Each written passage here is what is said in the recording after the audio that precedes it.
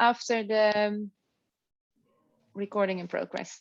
After the press conference I gave last Monday in Heidelberg, which was meant for the German press, it was of course super excited to share with everyone the title of the Biennale and the team and the artist selection. So I'm really happy that we have this immediate follow-up online for more people to get to know what will be presented then. So the first 10 minutes I will take to, oh, I want to go to the next slide, yes. The first 10 minutes I will take to elaborate on the team and my curatorial decisions. And then of course we will concentrate on the 3 guests. They will all give a presentation of about 7 minutes on their own project. And then I will have questions, and I hope we go into a conversation about your projects. So not per se one by one, but really have a conversation all together. And if there's still time, I will also try to open up the floor for questions. And from where I stand, the title of the Biennale, I'm really happy with the Biennale, with the title, sorry, also with the whole Biennale, with the whole selection, I'm excited. But when I was invited to propose a theme and a concept for 22, for this coming edition, I was, as everyone, confronted by the worldwide pandemic, because this was in March, April 2020. And this had and still has, of course, a great impact on our daily activities. And I'm convinced also on our views on the society we live in today. So what to do, what to address? And it was precisely at that moment that an essay of the Indian activist and novelist Arundhati Roy came to my attention. It was written published in the Financial Times in April 2020. Her essay gave me a bit of hope. She proposed to think forwardly and stay positive, and she provoked her readers with the question, what if we have the guts to create a gateway to a new world? And she referred to earlier pandemics, which had caused in some way or the other a break with the past, and most importantly, room to imagine a new world. Therefore, in this edition of the Biennale, I would like to propose a range of artistic visions which invite us to reconsider the relationship between man, nature, and technology from a multitude of perspectives. And I think the questions we need to ask are, and could be asked via the selected works, is how to readapt the balance between man, nature, and technology, how to act in a more responsible and ethical way towards each other, towards our environment, and the fast developments in available technologies. And thus how to shape and allow for a more long-term relationship and sustainable relationship with other living creatures, as trees, plants, animals, and so on, and how to act more inclusively and give room to a wide variety of voices in the public debates on the challenges we face today. So from where I stand, formulate different perspectives, and not only from my point of view of curator, although I have brought these projects together and prioritized what should be on show, but I also have a strong preference for those photographers and visual artists who are very much aware of their own position and also willing to put themselves rather alongside and next to the people who they intensively collaborate with than work from fixed beliefs. Eventually, the subjects are the embodied experts of the matters at stake. From where I stand, we'll focus on photographic practices at the crossroads of contemporary art, journalism, and activism, which are very rooted in documentary attitudes. For these artists, the photograph functions as a tool for visual research. The artists use photography to create multi-layered narratives, and via those narratives, the artists produce knowledge, as their projects are backed by thorough investigations and sensorial experiences in making the work. And so in my opinion, documentary photography today is about telling stories and could help to make sense of what is happening around us, stories that hopefully affect the emotions of the viewers. My research started with creating a map, and a map that I divided in 4 sections: protesting bodies, exploring natures, enhancing humans, and manufacturing the earth. This grid is not divided as strict as it seems by the horizontal and the vertical axis, because there are certainly overlaps in between those 4 sections. And in the end, let's say 2-3 months ago, I have disseminated these 4 sections over 6 exhibitions, which I will address shortly. And for me, this mapping is a method to make a strong distinction between the individual projects. It's my aim to select projects that take another position, but at the same time, keep an eye on the links in between the projects. And in doing so, I hope that I choose a selection of works in which the sum of its parts, so the sum of all the individual works together, is more than the individual presentations could bring about. And this is what it looked like, more or less, if I when I had put the 36 projects from international photographers and visual artists in this map. On top, so it starts with protesting bodies. It's projects in which the body plays a key role. The body is in the front line when one needs to fight for change, justice, proclaiming one's identity, and giving voice to ideas and beliefs. Exploring nature on the right side at the top includes projects in which we experience pristine nature, or maybe I should say what is left from that. Projects gathered here show the urge to rebalance the relation between people and the environment. At the bottom left, you will find projects that address how our lives could be optimized by certain technologies. Again, the body is central here, and of course, what ethical questions should be asked.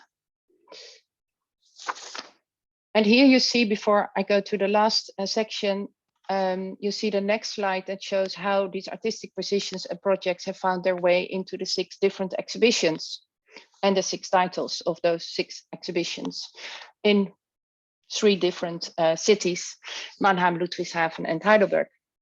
So below on the right, contested landscape exhibition, I have arranged projects that visualize the heavy impact on our living environment and connect abstract issues as capitalism and imperialism to extraction and unequal distribution of wealth and power. In the center, so where the lines cross, narratives, that is the exhibition Narrative of Resistance, we find indeed some overlaps. For example, those projects in which indigenous communities fight for their lands and their communities, using their body, but also technology to promote their way of living. I will just say a few words on the catalog. We are still in the process of the design, but I really like to share this already with you because I'm also quite excited about it. The catalog will for sure have, of course, a thematic essay, but I will give that more the format of curatorial notes. We will, a part of the catalog will be the 6 exhibitions with the different positions of the artist and the small introduction, as you see here. What I will also include in this catalog is the map that I just showed you as a fold out, and we will, following that map and my kind of road that I have taken through the artist position, we will use as the basis for the image sequence, in which again I like to show the links between the projects. This will mean that some of the images will have little cuts on the top or at the side, but I really want to make this into a flow of images. And now I will go to the first, or I will actually only introduce 2 exhibitions of the 6, because these 3 artists that I have at the table today are in 2 different exhibitions. And I start with Bodies in Emotion. The work of Mashid and Michał is part of this. And Bodies of Emotion is about the digital, or one can say in the digital sphere, ideas, opinions, and attitudes are widely exchanged and very fast. Yet the body itself is still the most important means of truly expressing one's cultural, religious, and political identity. Ideas and beliefs are formed throughout history, and they migrate when people go on the move. Colonialism, imperialism, global trade, and mass media have ensured that in particular values and beliefs from the West have spread around the world. Bodies in Emotion presents in-depth dialogue that took place between artists and their collaborators during the creation of their work, as we will see a bit later on in the work of Michał. And the artists in the Bodies in Emotion exhibition act, we can say, as mediators to show in their turn thoughts and attitudes in relation to freedom, feminism, religion, which are less well known in the Western world. And then I will introduce the second exhibition, of which Rune Peitersen's work is part. At the heart of this exhibition, Contested Landscapes, are some of the ecological challenges the world is facing today. And in, for example, Peru, Nigeria, Ecuador, Denmark, China, and the Baltic Sea. And for centuries, nature is seen as a resource for economic growth. Its economic value carries more weight than its ecological value. And we will hear more about this in the presentation of Rune. I think that I will stop sharing my screen and then hand over to Michał. You can start sharing your screen while I will say a few words about your project. A few years ago, you decided to start a journey by foot over almost 2,000 kilometers from your hometown Cardiff to your birthplace in Poland, Mokrzeszów. The trigger was a sign, a graffiti sign, "Go home Polish," which was written on a wall in your hometown Cardiff, where you still live in England. So please take us on your trip with you. Thank you, Iris, and good morning from Wales, everybody. So yes, this project is called Go Home Polish. It's not the most inviting title, but it seems to have worked out in my favor. I saw this graffiti in 2008, and I think at that time I had already lived in Wales for 8 years, and I was asking myself a question whether somebody can tell me to go home, or whether I decide where home is. You know, as an immigrant and from the not so popular Polish diaspora, you know, the Polish worker taking over Europe and stealing jobs and whatnot, I had all these questions in my mind because I felt I was at home in Wales, and I actually took about 10 years to think about this graffiti. And in 2018, after the referendum, I decided to act upon it and find the answer to the question whether I decide where my home is or whether somebody has the right to tell me where my home is. So for that reason, I thought that the easiest way would be to actually draw a straight line on the map from my home in Wales and walk all the way to my birthplace in Mokrzeszów and ask people along the way a simple question: where is it? Where is home? If I ask you to go home, where would you be going? Is it a place of your birth, a place where your mama lives? Is it a place where people speak your language, where people play your football team? You know, all these religious reasons, whatever questions. So I decided to actually treat this project as a research and find out these answers for myself. And that took me across 8 countries, from Wales to Poland. And initially, I wasn't sure what sort of images I was going to be taking, but I was very open to actually taking images as I went. I found a kind of freedom.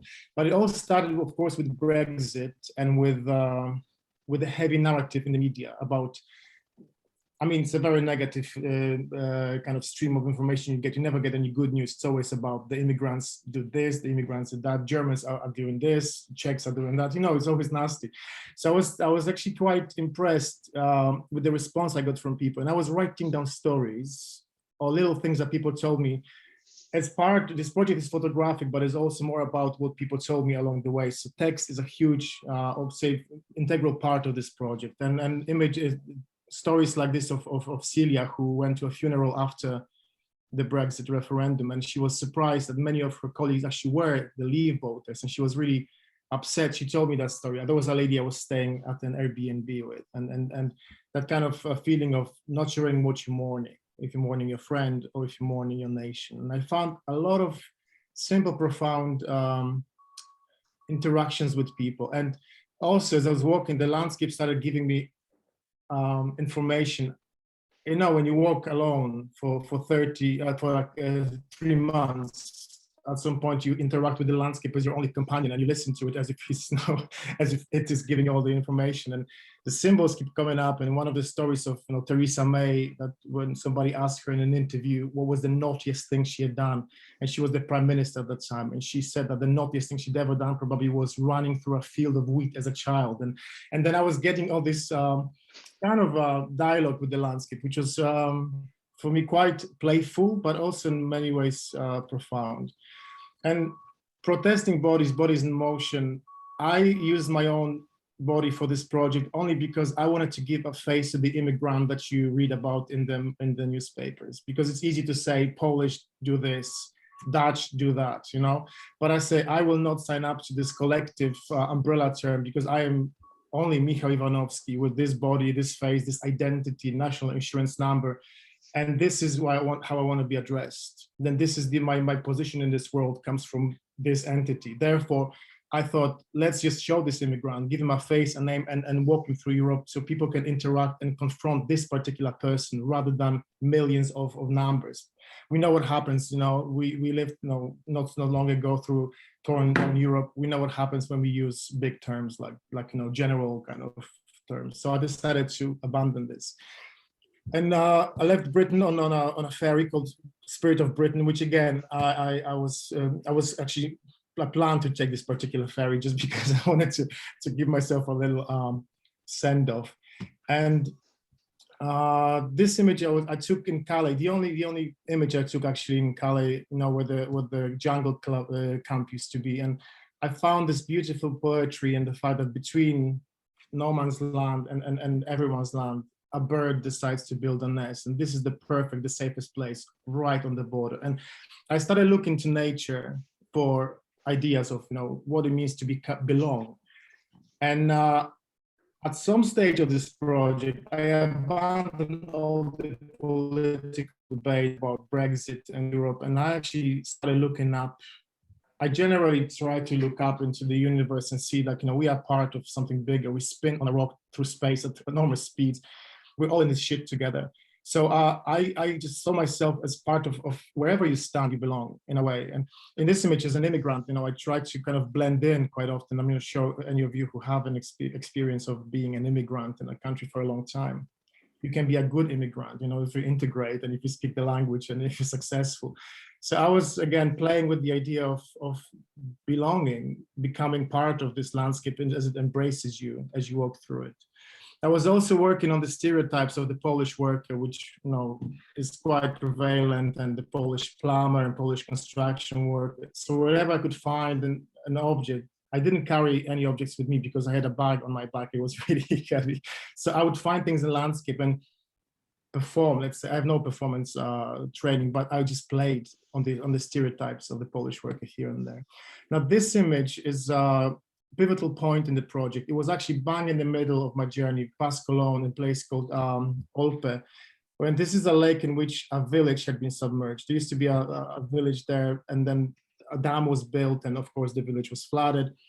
And I met journalist Claudia Kuchland, who is a friend of mine, and she said that her mom used to live in that village, and when she was a little girl, they resettled. That was in the 50s, and she'd never gone back to that place. And in her 70s, Claudia took her mom back to that place for the first time, and the lady Ursula looked at the lake and said, "My home is there." And you know, the road was there. She could describe the underwater Atlantis. And Claudia said she went swimming in that place, hovering above this house that she couldn't see, but she felt this surge of great emotion, of connection to something bigger. And I felt this is home. This is Heimat. This is in Welsh we have the word Hiraeth.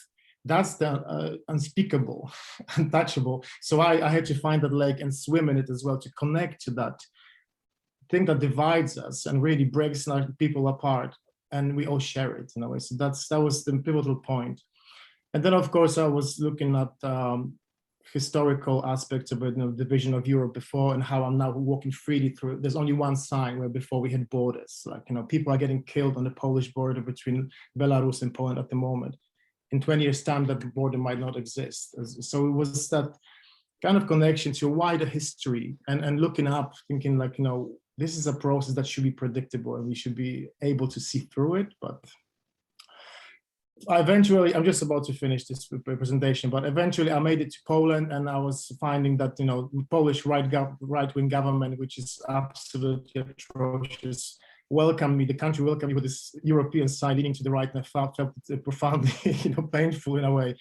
And the final image I'll show was after I was in Germany, and there was the Euro football competition was on at the moment, and I was wearing a T-shirt with a Polish flag on it for auto irony, not because I'm nationalistic. I don't care about that at all.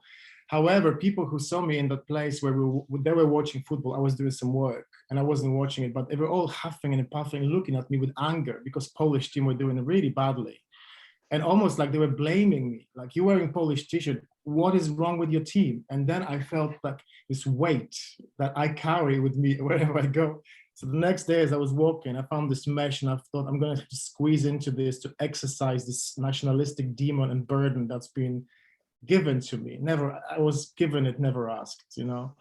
So that's the project I will be sharing with you and that the exhibition next year. And thank you so much for listening to me, and I'm looking forward to having wider conversations with all of you today and in March of next year. So that's it. Thank you so much. Thank you so much, Michał, for the lovely introduction to your project. And while you quit sharing your screen, Mashid can maybe start sharing your screen, and then we know that it all works. And I will give a little bit of introduction to the project of Mashid, which is called Freedom is Not Free. And I think at the heart of your project is the question, what does freedom mean? And with collages, text, historical images, and your own photographs, you show a world of very strong women. Some of them are your family members, like your grandmother, and how they have shaped their own conditions to live in Iran, and how they stand up for the freedom and for themselves, but also for other women, how they fight for that. Your book has won the Photo Book Award at the Rencontre de Arles last summer, and it takes the viewer on a wonderful journey through Iran, from the cities to the countryside, and it draws the history of the country over, I would say, the last 50 years. So you switch back and forth between the past and the present. I'm very curious to hear you speaking about the project. We can see your screen. And okay.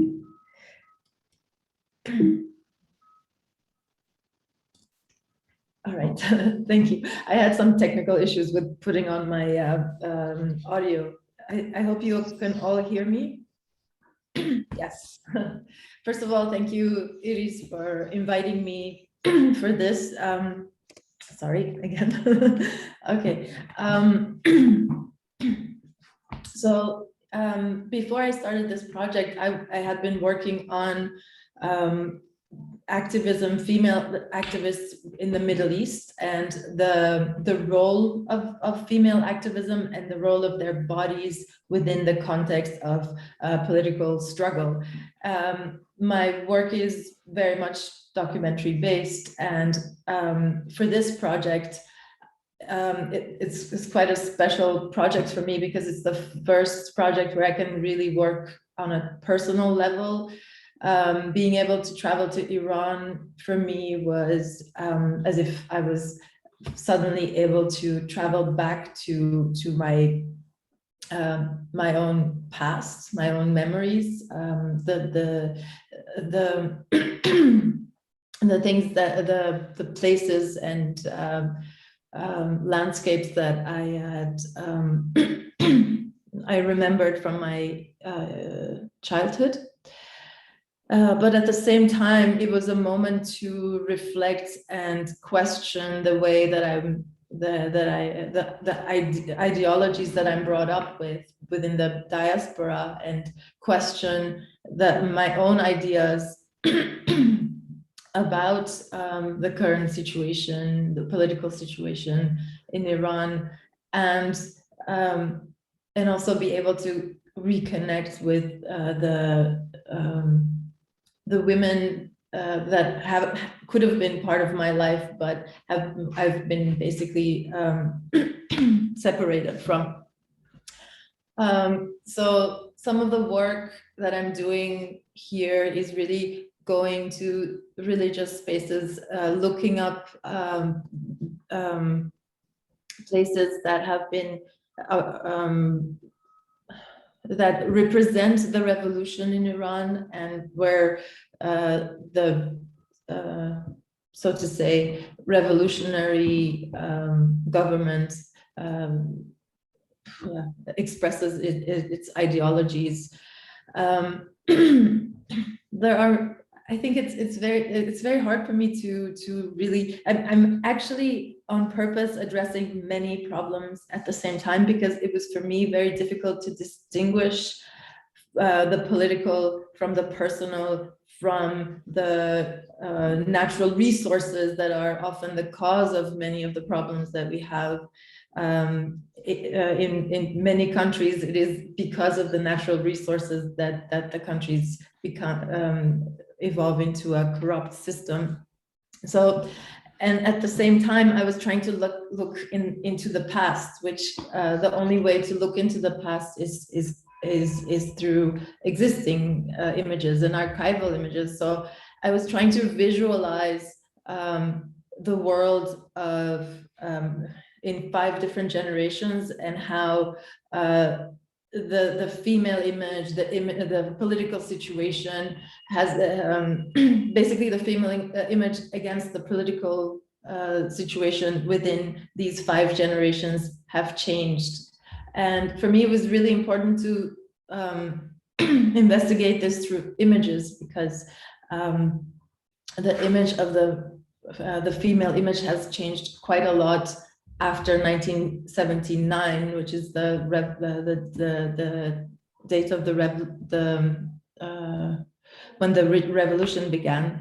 And so I've been looking into how this change has visually has happened, starting with the birth date of my grandmother, and then continuing until the last year that I visited Iran, which is 2019. So within the collages, I'm combining the story of my grandmother, then my mother, and basically my own story and etc., and connecting that to the events that were happening at that time. Yeah, so I'm just going through a few of those images, and then at the same time I'm traveling through the country, visiting family members, so through conversations and through basically, I'm basically taking the viewer through my own discoveries and showing some of the women that are important within my own life.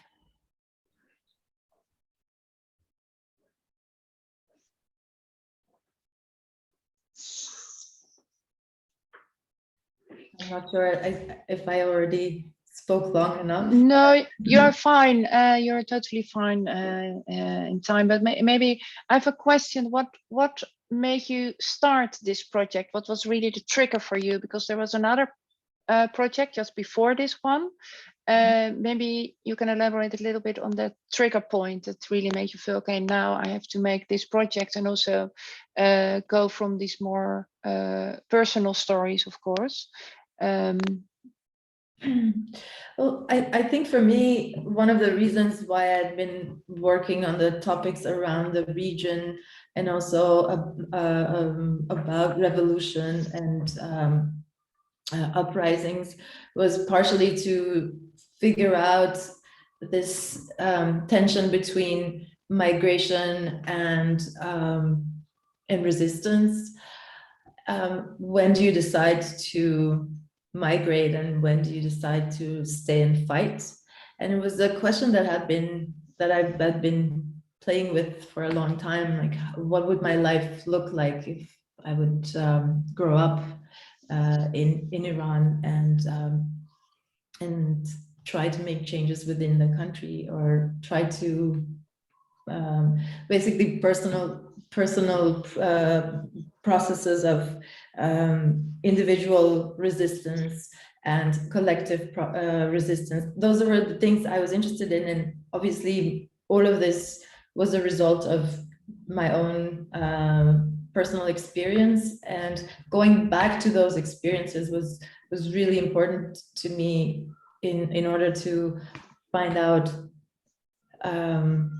I think when you understand more about yourself and your own background and your own ideas and where they come from, you're better able to sympathize and actually understand the world. So that's part of the reason. I'm not sure if I answered your question. For sure you did. For sure. Do you want to add something else? I feel like there's so much to tell that I'm struggling with putting it into a very short presentation. So. Okay, thank you. We will certainly come back to your project, and I will give Rune the stage, and while he's sharing, he's going to share his screen.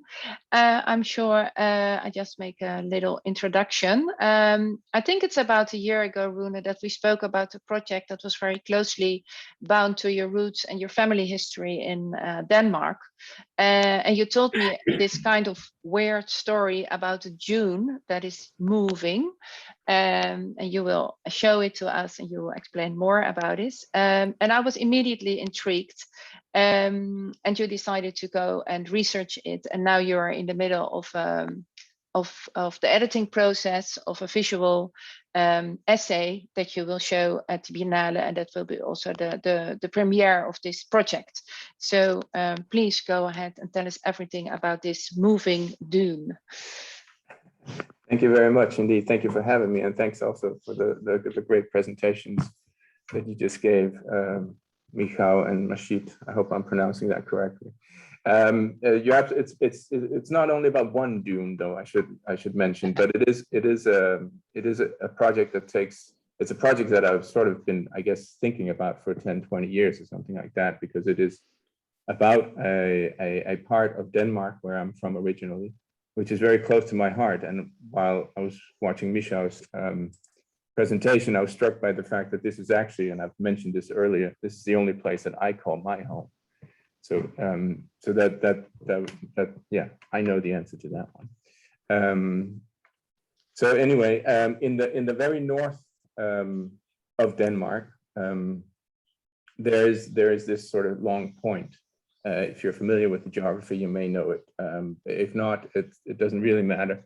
But it was a point, a geographical area that was shaped since the last ice age, so 6,000 or 7,000 years ago, and it was basically shaped by the water currents, the wind, and then they were pushing up sand, making this very long point. This headland, as I believe the English word is, although I've been having difficulty finding the right translation. So this whole story is basically about the transformation of that landscape and our relation as humans as we at a certain point enter into the landscape, and how we approach the landscape in many different ways. And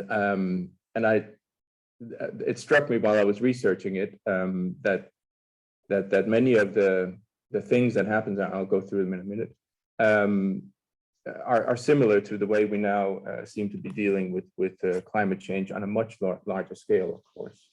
And this next to the fact that it is has a very special relationship to myself and my family, well, made me want to really go into it.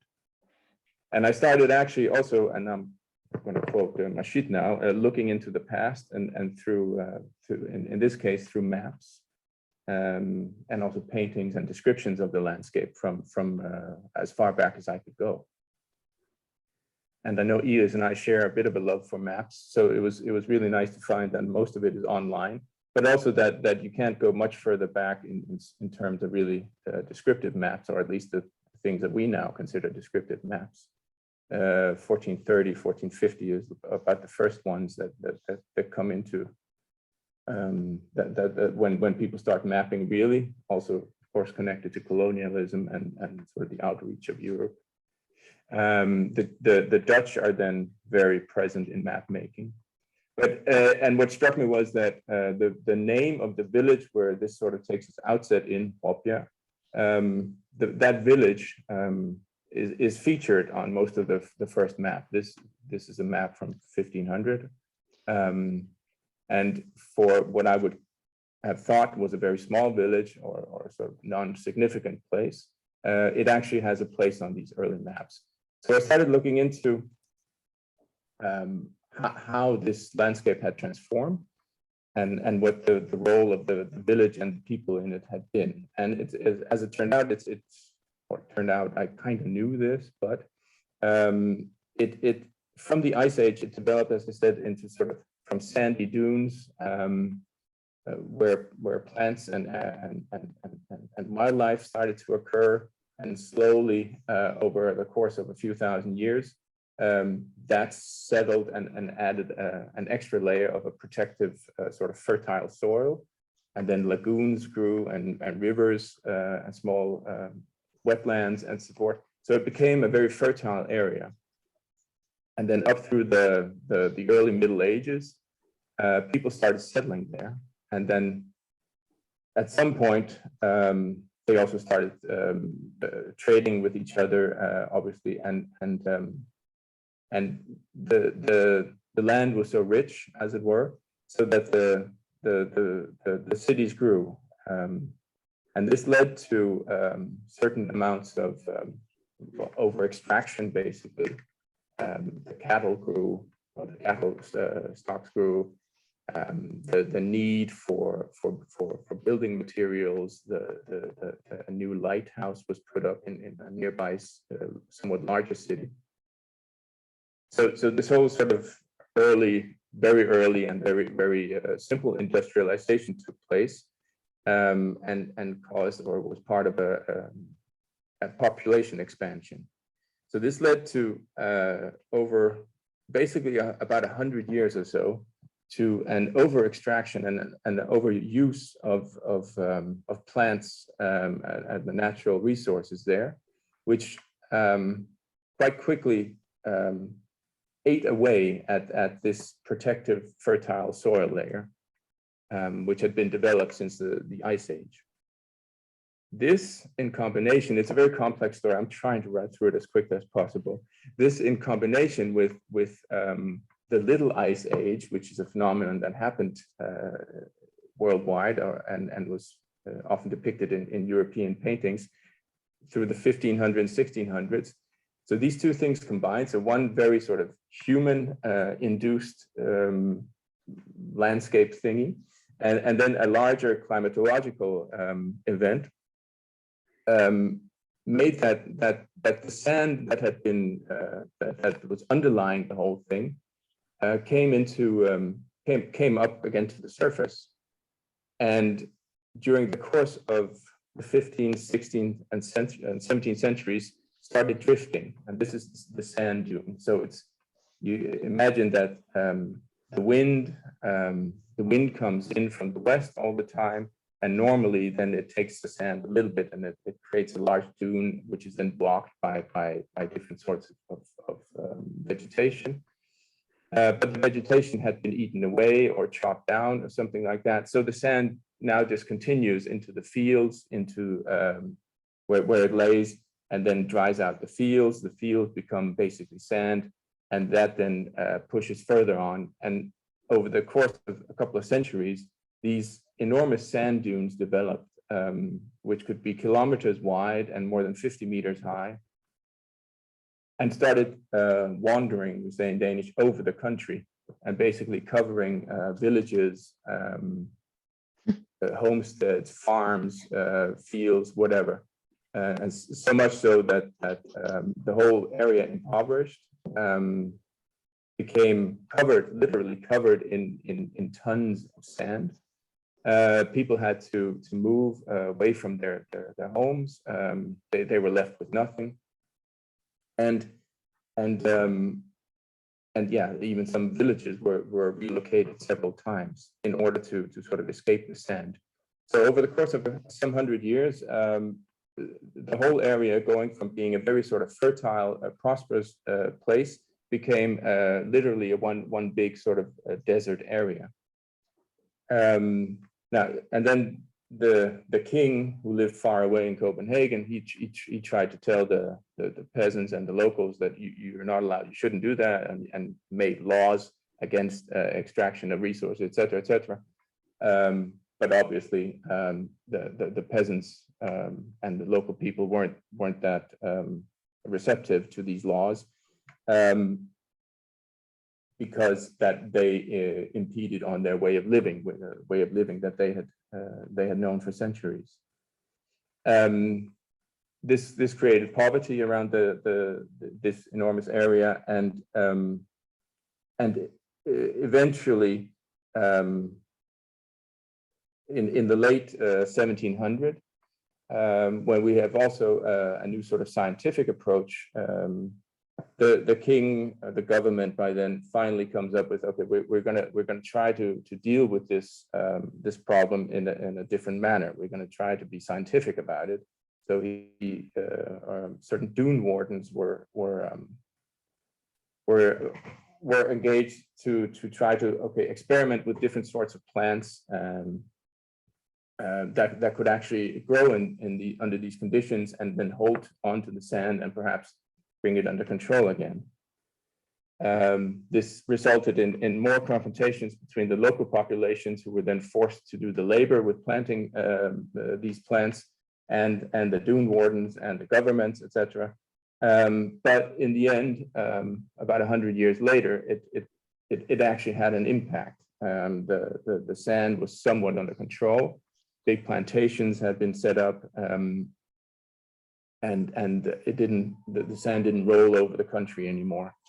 And this meant that all of a sudden, and now we're in sort of late 1800, where the industrialization also has taken place in the rest of the world. So all of a sudden, this place becomes discovered by a group of artists, a colony of artists who go there in search of the big nature and the loneliness, etc. And they find this area, which is sort of shut off, impoverished, shut off from the rest of the country, impoverished, and what they see as original, authentic, the heartland, romantic. And they settle there and paint people of these, or paintings of these hardworking country dwellers, fishermen, etc. There's basically no agriculture left anymore because it's all sand. But they see the romance in it, and at the same time, they also become very popular in spreading these kind of images. I grew up with these in Denmark, and this becomes a romantic image of Danish heartland in many ways as well. So now we would say it's an early day gentrification, and that's exactly what happened also, because a little bit later, about 100 years ago, my great-grandfather, who was then a wealthy lawyer from Copenhagen, traveled up there and came to these empty lands and thought this would be a great place for a summer house. So what was once an agricultural area now becomes a tourist area, basically. And that's then what happens over the next 100 years. It becomes the main income becomes tourism. The landscape is changed again to cater for tourists' activities. And then at a certain point in the year 2000, and this is where it becomes interesting, I think, the original restoration plan from late 1700s actually starts to sort of really kick into gear. It reaches a tipping point probably around the time that I was born. And so the landscape has been transforming rapidly over the last 50 years. It has become more, in a certain sense, more original. Wetter oak trees and stuff like that have been sprouting up again, which hadn't been there for 500 years.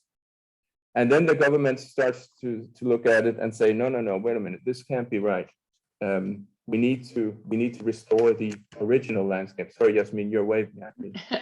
I'm way over time. Yeah, I knew.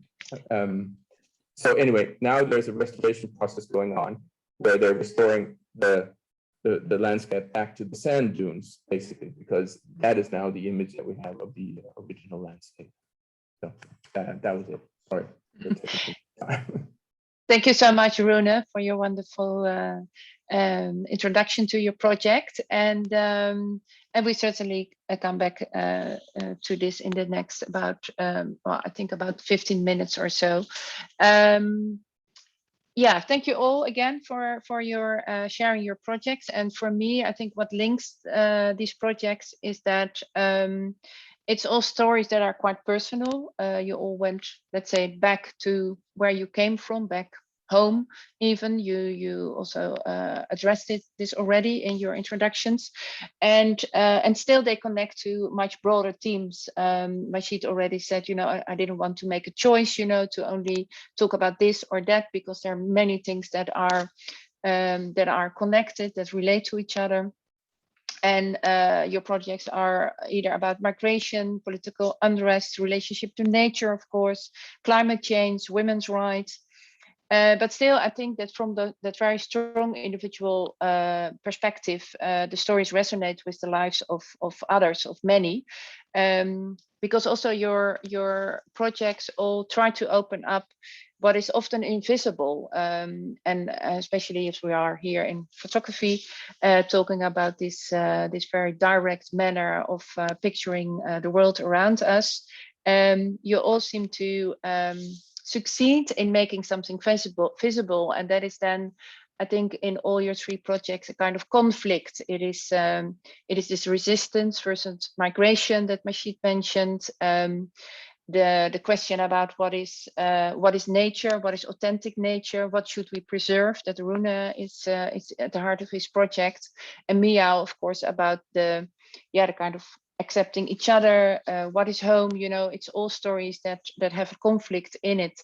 So I would invite all three of you, take turns or just go talk about this, is how what you all have chosen a kind of very specific visual approach, and how did that help you, or how did you develop that approach to tell your stories? That's the first question I would like to put on the table. Who likes to start?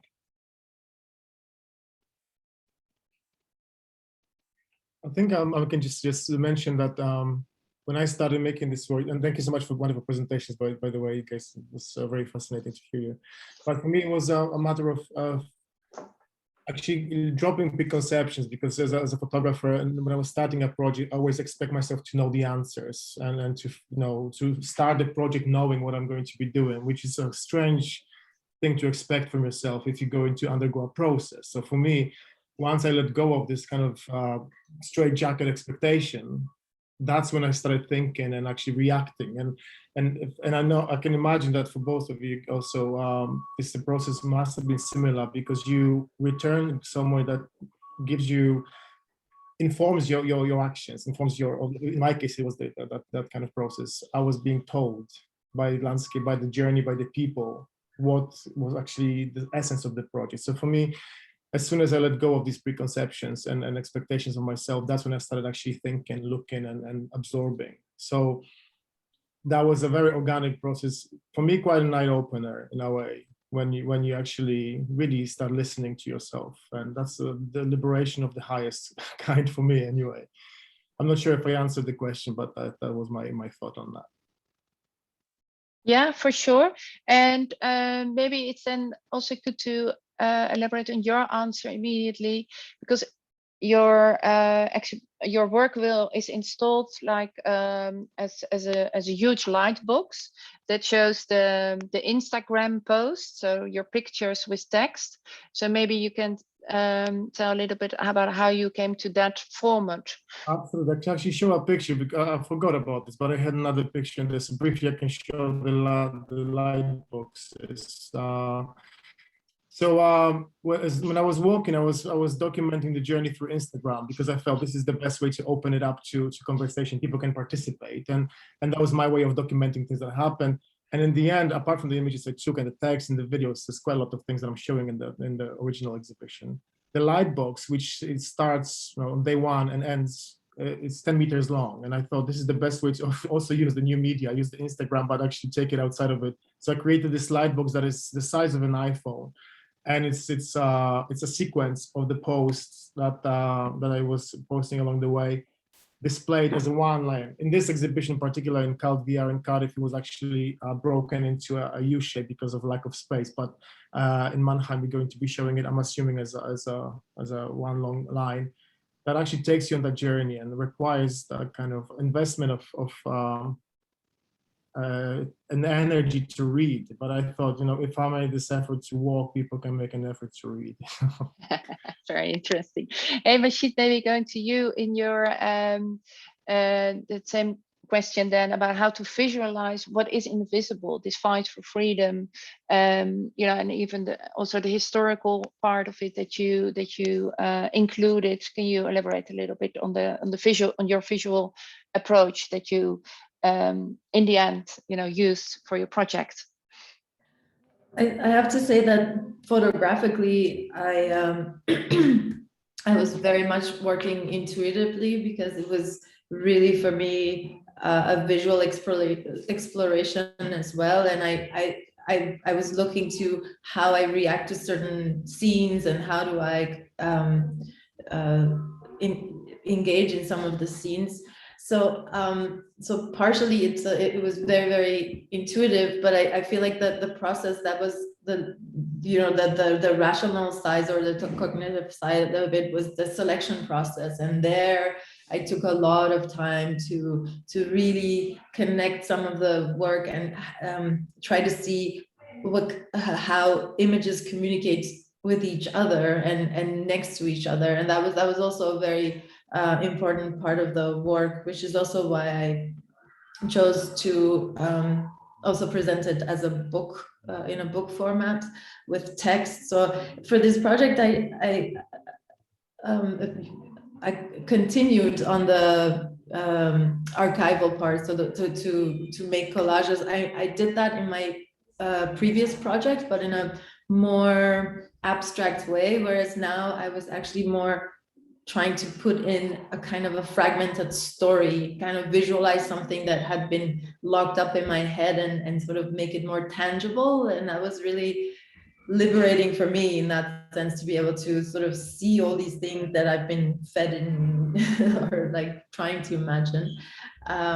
So that was a nice part of it, but I also expanded to writing and audio and video. So I'm sort of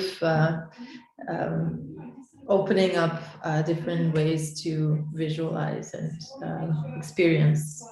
Okay, thank you. And you, Rune, because your format is as you've used in earlier projects, a video essay, and you are the narrator of the project, of the story.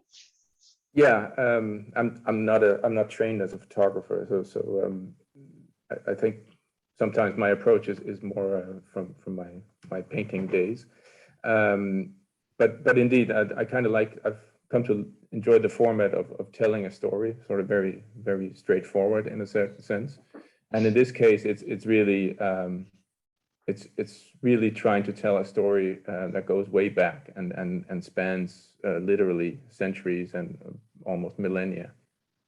So the big discovery for me was basically the maps and the different kind of paintings and stuff like that then come to represent or talk to us in a certain way from the past, and tells of how people from the past represented the country or the landscape.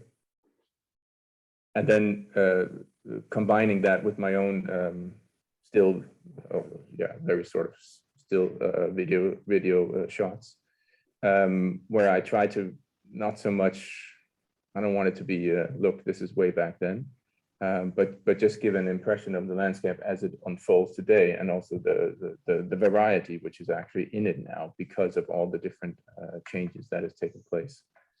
But it is a very sort of it has a beginning and an end, which is possibly a little bit new in my work actually. And that was very interesting to do, and also because it it confronted, or perhaps not so much confronted, but it made me enabled me to go so much deeper into a story that I thought I knew already, and discover a lot of things about it. So that was really great. Yeah, and it might not even have an end, because you don't know what is going to happen to this landscape in another 100 or 200 years. So we wait for the sequel then, I guess. Nothing ever ends, no. And yeah, well, an hour goes really fast. So I have a kind of final question, and that is, of course, or that I'm curious to the title that I've chosen, From Where I Stand. And with that, I like to also present you as an artist, as what's your point of view on certain matters. So yeah, what is actually the perspective that you talk from? Is there one? Who's the I? Is there one perspective, or have you indeed included multiple perspectives? So how do you relate to that? And then maybe in connection to that question, yeah, what do you hope to reach with the audience? Because in the end, it's this is why we make stuff, to let the audience experience something, learn something new, etc. So who wants to take the stage? Well, look, I'm happy to start. And again, in my hope is to draw a common denominator, a human common denominator, because even though we're all individuals, we are all one, really. So my experience is your experience. So for me, from where I stand, it should be like from where we stand, really. You know, it's the breaking down the umbrella terms, breaking down the other, and actually saying that, no, what happens to me happens to you. What happens to me today happened to your mother last week. It's almost like a kind of universal experience that is shared for all of us, no matter of the circumstances, and to see the bigger picture by looking up, that we all stand on this piece of rock, and so we really should be holding hands rather than, and while we're speeding through the darkness. You know, that I would say that's my take on it. Okay. Rune or Mashid, you want to? Go ahead. I have to say I agree with Michał that it's really more about, the more personal the story becomes, the more universal it becomes, and that the more people can connect to it. And I feel like it's something that also exceeds the stereotypes by default, because you're just being so personal that it's bound to break some of those conventions that we have within our society. So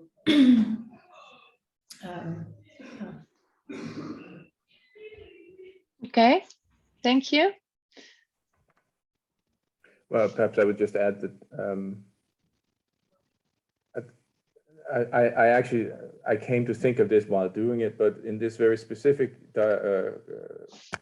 talks that we have now about climate and the problems, we talk very much from our own perspective as society, within a often very limited time frame. Modern society from 1990 or 1980 or something. That's when we talk about pollution.